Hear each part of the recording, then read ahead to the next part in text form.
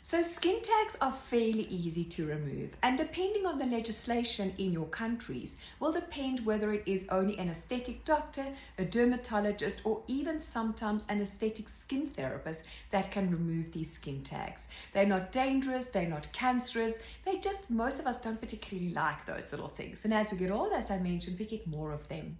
Now, what would normally happen is your professional, whether it be a doctor or a professional aesthetic skin therapist, will numb that little skin tag, and then they will use machines to burn it off. There's many different machines that's used to burn it off.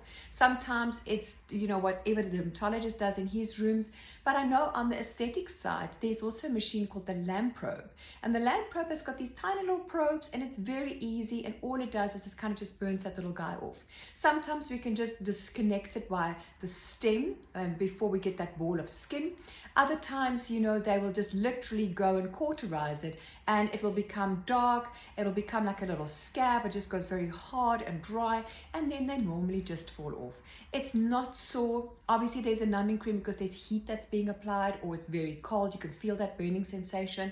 But then once it has been removed afterwards, you might feel a bit tender every now and again.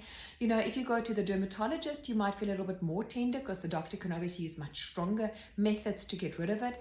But if you go to your aesthetic professional, she or he probably is just going to very lightly remove it. There will be no bleeding whatsoever. So it might feel slightly inflamed because of the heat, but other than that, you won't be in any discomfort.